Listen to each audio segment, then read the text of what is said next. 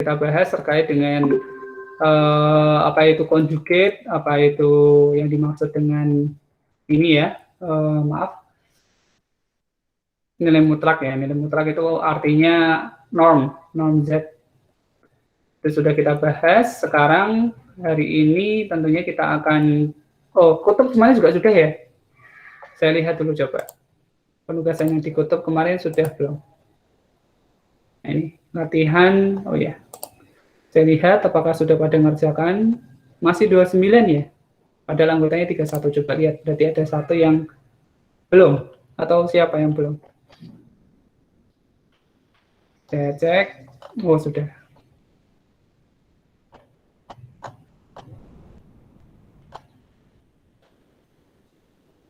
Oke. Ya, sudah semua. Berarti nanti tinggal saya cek bagi kalian yang sudah mengerjakan bentuk kutub. Di pertemuan kemarin harusnya kalian akan berbicara atau kita akan berbicara terkait dengan pangkat dan akar bilangan kompleks. Jadi pangkat dan akar ini harusnya sudah dibahas di minggu lalu yang jadi penugasan di hari ini. Maka tentunya nanti hari ini teman-teman semua saya kasih tugas dari pangkat dan akar dari bilangan kompleks. Nanti kita akan bahas di sini, baik dari pangkat maupun di akar. Oke, jadi nanti ini akan jadi penugasan yang akan menjadi presensi untuk minggu kemarin. Tapi sebelum itu akan saya jelaskan dulu. Kita mulai dari pangkat terlebih dahulu ya. Kalian sudah punya buku ini ya, bisa di-download ya, atau sudah saya kasih harusnya ya di grup. Pangkat dan akar bilangan kompleks. Kita lihat atau kita cek juga pada RPS kita di pertemuan keempat ini.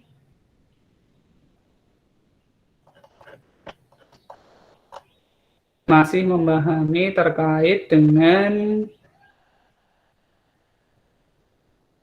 himpunan titik pada bidang kompleks. Oke. Terus besok sudah mulai masuk ke fungsi. Berarti kita selesaikan di akar dan pangkat pada pertemuan ini. Saya mulai dulu untuk pangkatnya. Kita ketahui bahwa suatu bilangan kompleks itu bisa diubah dalam bentuk kutub, di mana bentuknya adalah Z sama dengan R cis ya. Cosinus theta ditambah I sinus theta. Kalau misalkan kita buat dia dalam bentuk Z1, maka Z1 R1 cis theta 1, Z2 adalah R2 cis theta 2. Kalau kita kalikan bentuk dari kutub ini, maka tentunya kita kalikan dengan sesuai dengan komponen-komponennya. R1 dikalikan dengan R2, kita peroleh R1 R2, kurung buka, kosinus dikali kosinus jadinya kosinus theta 1, kosinus theta 2, dikurangi sinus theta 1, dikurangi sinus theta 2, ya. Kemudian yang ditambah, jangan lupa dikalikan silangnya ya, berarti kosinus kalikan sinus, jadinya sinus theta 1 kali kosinus theta ditambah kosinus theta 1 kali sinus theta 2. Nah, bentuk ini harusnya R1, R2 itu tidak hanya di kosinus ini saja, melainkan juga ada di sini. Makanya ini bentuk kurungnya adalah kurung seko. Atau bisa kita katakan bahwa R1, R2 cisnya ini ada macam-macam ya, dari cos, sin. Nah, bacanya yang pas itu bukan cos, sin ya, yang pas adalah kosinus kali kosinus theta 1 kali kosinus theta 2. Jadi nyebutnya kosinus lengkap. Sinus juga sama, bukan sin tapi sinus. Sinus theta 1, sinus theta 2 ditambah I sinus theta 1 kali kosinus theta 2 ditambah kosinus theta 1 dikali sinus theta 2. Nah, bentuk ini adalah bentuk dari perkalian antara Z1 dengan Z2. Atau bisa kita katakan karena dia kosinus kali kosinus dikurangi sinus kali sinus, maka dia jadinya kosinus plus. Demikian juga sama, kalau sinus kali kosinus ditambah kosinus kali sinus, maka dia jadinya sinus plus. Sehingga bisa kita sederhanakan bentuk ekspresi pada baris kedua ini menjadi R1 R2 cis theta 1 tambah theta 2. Jadi kalau dikali, R-nya dikali, tapi sudutnya dijumlah. Ini tekniknya gitu. Nah, karena dia ada theta 1 dan theta 2, tentunya nanti untuk nyari tetanya pakai arkes ya. Arkes.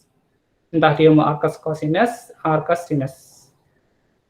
Demikian juga ketika saya buat dia ke dalam bentuk umum. Jadi misalkan Z1 kali Z2 kali Z3 kali Z4 sampai ke Zn, maka nanti R-nya dikalikan, kosinus theta jumlahnya ditambah I sinus theta jumlahnya. Jadi yang membedakan R-nya dikali, sudutnya dijumlahkan. Atau bisa kita katakan dengan pembuktian induksi matematika, kita peroleh Z pangkat N itu adalah R pangkat N cis N theta. Atau bisa ditulis Z pangkat N adalah R pangkat N kali kosinus N theta ditambah I sinus N theta. Nah, ketika R-nya adalah 1, maka ini jadi masuk ke rumus de Moivre. Apa itu rumus de Moivre? Yaitu jari-jari dari bilangan kompleks itu adalah 1. Jadi bentuknya adalah lingkaran dengan jari-jari 1.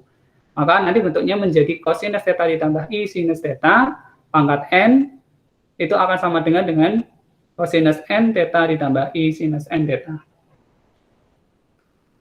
Itu tadi kalau kali. Bagaimana kalau dia adalah pembagian? Maka sama. Kalau tadi kali, R-nya dikali, theta-nya dijumlah. Maka kalau bagi, R-nya dibagi, theta-nya dikurangi. Jadi nanti bentuk umumnya juga sama.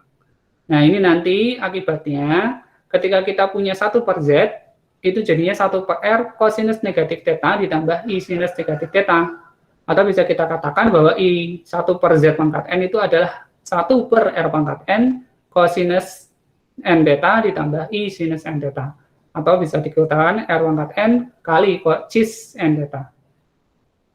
Nah, kalau sudah dikalikan dengan pemilihan dan penyebut, maka bisa kita katakan bentuknya akan menjadi seperti ini. Saya ambil contoh, kita punya dua bilangan kompleks. Ketika kita nanti kalikan, ketika nanti kita bagi dalam bentuk kub, boleh pakai aturan trigonometri yang tadi sudah kita bahas, atau boleh mengalihkan dulu kemudian diubah ke dalam bentuk kutub. Jadi ada dua cara ya. Ini diubah ke dalam bentuk kutub dulu, ini juga diubah dalam bentuk kutub dulu, kemudian dikali atau dibagi. Atau cara yang kedua adalah ini dikalikan dulu, kemudian diubah menjadi bentuk kutub, dan ini dibagi dulu, kemudian diubah menjadi bentuk kutub. Harusnya keduanya dalam hal ini hasilnya sama. Nah, ketika kita ketemu sama perpangkatan itu beda lagi. Jadi nanti akan ketemu perpangkatan. Kalau ketemu perpangkatan, tentunya nanti kita kaitkan dengan variabel-variabel yang sudah diketahui di sini.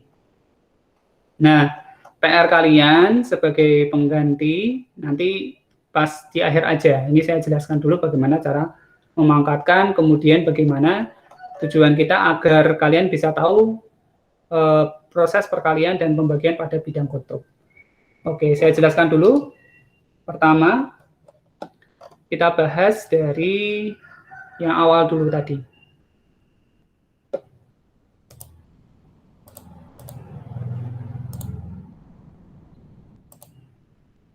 Oke, pertemuan keempat.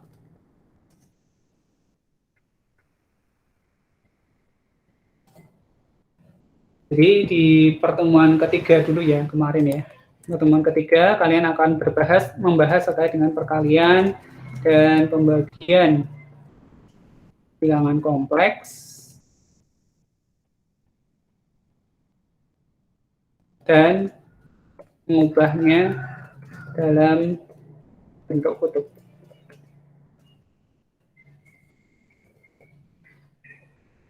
Seperti yang saya katakan tadi, sebenarnya enak mana kalau dibandingkan dengan mengubah ke kutub dulu atau lebih enak ke ini ya, ke perkaliannya dulu. Jadi kita cek dulu.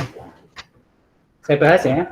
Kita punya Z1 adalah negatif 1 ditambah I akar 3.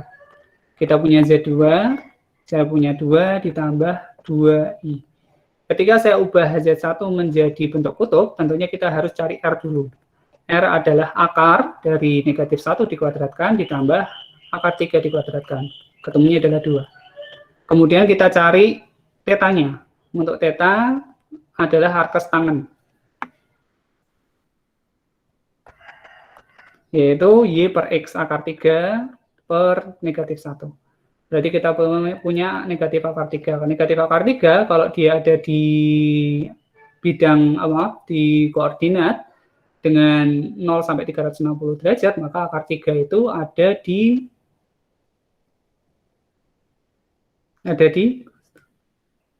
ada yang tahu sudutnya, tetanya?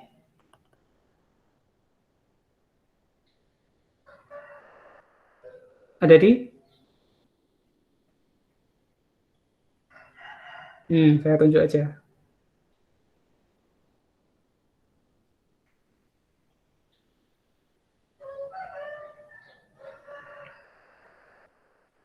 Siap-siap.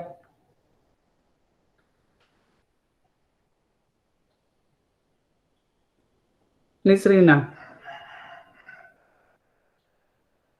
Nisrina ada di sini? Ada, Pak. Ya. Negatif akar 3 itu sudutnya berapa?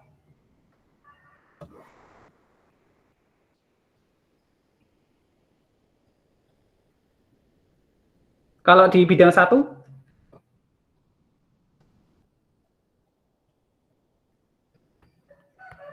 Ini ya. Yang akar 3 itu 60, Pak. 60. Kalau di bidang 1, 60 derajat. Maka kalau dia penilaian negatif, berarti dia harus ada di kuadran berapa? Kuadran ini semua sin tan. Berarti di 2 sama 4. Di 2 dan 4. Berarti sudutnya berapa? 180 kurang 120. Ya, betul. Dikurangi 60 ya ini ya. Jadi Ya. dia kan bersifat simetris. Berarti ini nanti sampai sini tahu 120. Terus satu lagi 300. berapa? 300. Iya, dia juga bersifat simetris di sini. Jadi 360 kurangi 60 berarti 300. Muternya gini. Jadikan pi dong. 120 itu berapa pi? 120. Pi itu berapa sih? 180. 180. Kalau 120 berarti 120 per 2 per 3. Iya. 2 per 3 pi. Iya. Oke, jadi 2 per 3 pi ditambah 2 kpi ya. Ya buat bentuk umum. Atau kita pakai 2 per 3 pi-nya dulu aja nggak apa-apa. Jadi kita cek di Z1, ubah ke dalam bentuk itu, bentuk kutubnya, maka boleh 1 ya, yaitu 2 kosinus 2 per 3 pi ditambah I sinus 2 per 3 pi. Kemudian sekarang Z2. Tadi Z1, sekarang Z2. R-nya tentunya sama ya, kayak tadi ya, langkahnya ya. Karena dia 2 dan 2, X-nya 2, Y-nya 2, maka mudah sekali. Akar dari 2 kuadrat ditambah 2 kuadrat. Sehingga diperoleh akar 8, yaitu 2 akar 2. Atau pelan-pelan. Akar 4 kali 2 sama dengan 2 akar 2. Oke, itu R-nya. Kemudian tetanya adalah harkas tangan,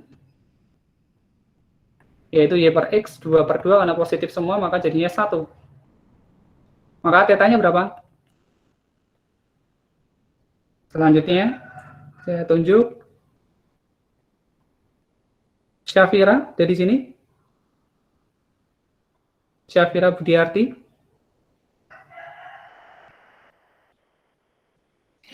Iya, Pak. Oke, tetanya berapa?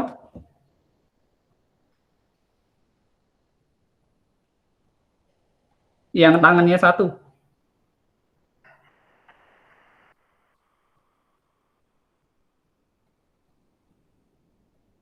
Halo? Halo, Syafira.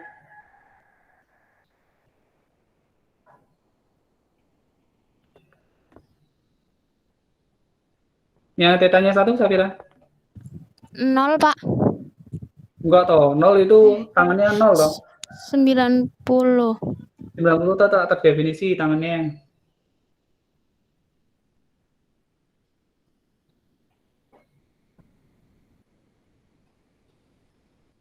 Empat lima, Pak. 45. Itu kalau di kuadran 1 ya. Boleh ya di kuadran 1 ya, karena dia positif ya. Di kuadran berapa saja yang hasilnya positif?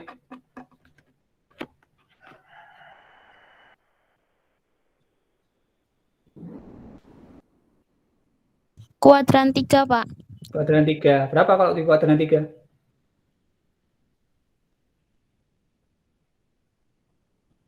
$215.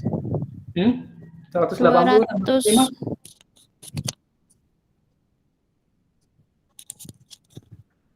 Kalau tadi kan 120 dapat 180 kurangi 60 gitu ya. Ini juga sama 360 kurangi 60 kan bisa. Kalau ini juga sama toh. Kamu tinggal mau pakai 270 apa 180, tinggal ditambahkan 245 atau dikurangi 45, terserah. Berapa? 225, Pak. Iya, 225. Segini itu 225. Jadikan pi yuk yang 45.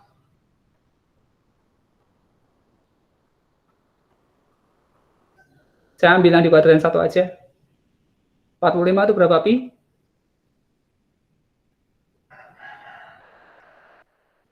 (45 per 180? Pi per 4, Pak. Iya, pi per 4. Kalau dibuat per umum, maka jadinya 2 kpi. Nah, saya pakai satu aja. Satu contoh ya, berarti Z2 adalah R. R-nya adalah 2 akar 2. Kurung buka kosinus 2 pi per 4 aja langsung. Ditambah I sinus pi per 4. Pak, saya nggak suka yang 45, mau ambil yang di kuadran 3, boleh. Jadi nggak harus yang ada di kuadran 1. Kebetulan kedua contoh ini yang saya ambil tadi ada di 120 dan 45. Oke, sekarang kita coba untuk perkaliannya. Z1 kali Z2, karena kita sudah tahu rumusnya tadi, maka tinggal dikalikan saja. R1 kali R2, kurung buka kosinus, kurung buka theta 1 ditambah theta 2, tambah I sinus theta 1 tambah theta 2.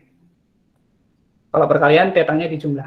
R1 kali R2 berarti tinggal dikalikan. 2 dikali 2 akar 2, maka jadinya 4 akar 2. Kosinus, tetanya dijumlahkan. Berarti 2 pi per 3 ditambah pi per 4. Ditambah I sinus 2 pi per 3 ditambah pi per 4. Sehingga kita peroleh 4 akar 2. Kosinus jumlahnya adalah 12 ya. 12.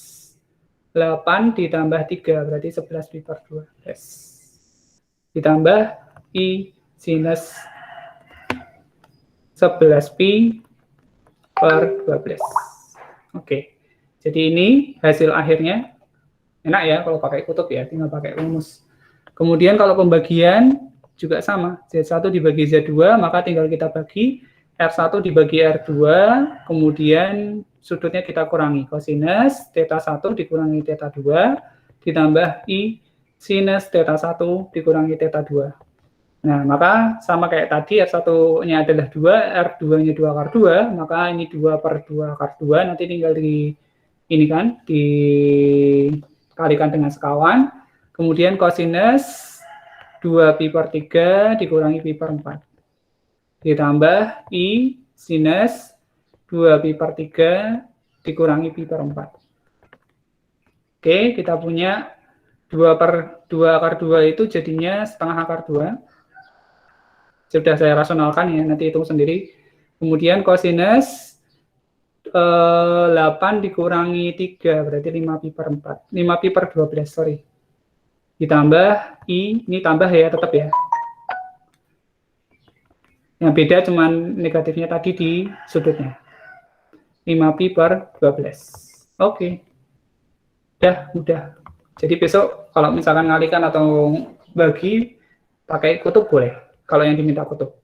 Atau kalian boleh ngalikan dulu ya. Misalkan Z1 kali Z2, maka kalian kalikan dulu bentuknya koordinat kartesiusnya tadi.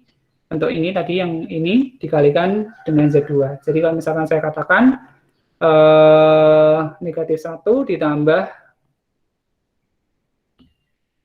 I akar 3, negatif 1 ditambah I akar 3 dikali 2 ditambah 2I. Nah, ini kalikan kayak biasa toh, 1, 2, 3, 4, ada 4 langkah. Negatif 1 kali 2, negatif 2, negatif 1 kali 2I, negatif 2I. I akar 3 kali 2 tambah 2 akar 3I. I akar 3 kali 2I jadi negatif 1. Kalau I kali I kan negatif 1. Jadi negatif 2 akar 3. Berarti kita punya negatif 2 akar 3 dikurangi 2i tambah 2 akar 3i. I-nya keluar, negatif 2 akar 3, negatif keluar, jadi negatif i keluar, atau plus i boleh, jadi negatif 2 akar 3. Sudah ketemu. Jadi nanti ini diubah ke dalam bentuk kutub.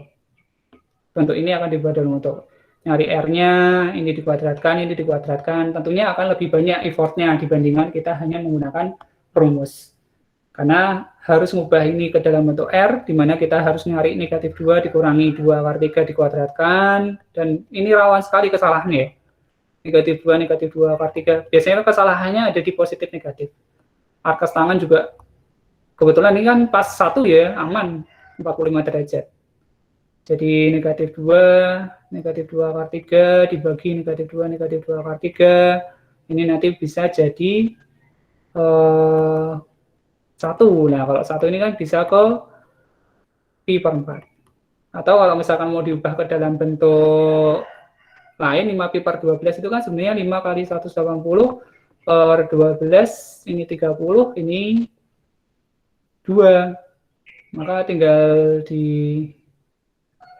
ini kan dibagi 6 ya, 30, bagi 6 ini 2, kemudian ini bagi 2, 15, 15 kali 5 berarti 75 derajat. Ini kalau pembagian ya, sorry, ini tadi kan perkalian bukan pembagian.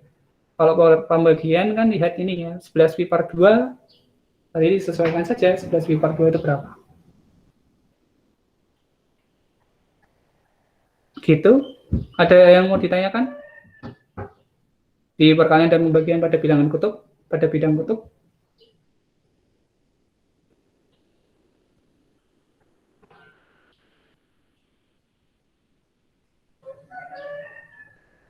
Jelas?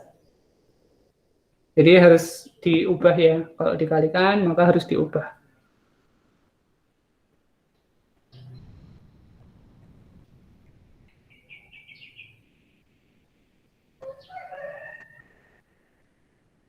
Oh, ini harusnya plus ya. Berarti ini gini. Ini berarti harus cari y-nya. Y per x-nya nggak 1 berarti. Agak susah ya kalau bentuk seperti ini ya. Harus dikalikan sekawan dulu. Karena hasilnya ternyata beda. Yang atas plus, yang bawah min. Dikalikan sekawan baru nanti ketemu. Ini susah sekali. Lebih enak pakai rumus tadi. Sampai sini ada yang ditanyakan? Enggak ya. Jadi untuk perkalian dan pembagian saya kira ini nanti bisa jadi latihan untuk kalian. Selanjutnya untuk perpangkatan. Sama ya, kalau misalkan saya punya pangkatnya adalah akar 3 min i, pangkat negatif 6, maka nanti z-nya kita asumsikan akar 3 dikurangi i, kita cari r-nya dulu, komponen x-nya dikuadratkan, tambah komponen y-nya dikuadratkan, ketemunya 2, kemudian θ-nya dicari.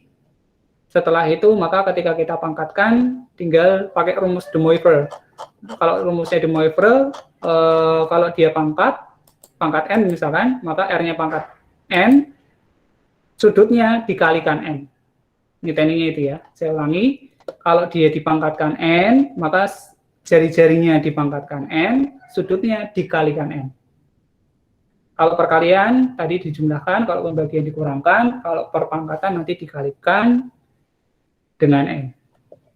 Atau bisa saya rangkum dari aktivitas itu, maka kalau misalkan saya punya Z1 kali Z2, maka R1 kali R2, cis θ1 tambah θ2. Kemudian kalau dibagi Z1 bagi Z2, maka R1 bagi R2, cis θ1 dikurangi θ2. Kemudian kalau dipangkatkan, Z pangkat N, tadi pangkat negatif 6 contohnya, maka R-nya dipangkatkan negatif 6. Kemudian cis N θ. Sudah selesai. Jadi ini pangkat N. Nanti ketemu, hasilnya sama. Sampai sini ada yang ditanyakan? PR-nya nanti yang di bawah, bukan yang ini. Pak, saya mau tanya, Pak. Silakan. Yang perkalian tadi, Pak, yang di papan tulis tadi loh, Pak. Iya. Nah itu yang perkalian tuh yang kanan itu caranya beda sama perkalian yang kemarin atau gimana, Pak? Iya, beda, tapi sebenarnya sama toh hasilnya. Kalau Oh, yang kemarin itu kan sebenarnya rumusnya kan itu ya, komponen X kalikan komponen X gitu tuh kayaknya saya. iya. Dijumlahkan, coba yang kemarin B, saya masih ingat, ini negatif 1 akar 3, Z2 adalah 2,2, coba. Kalau pakai rumus yang kemarin,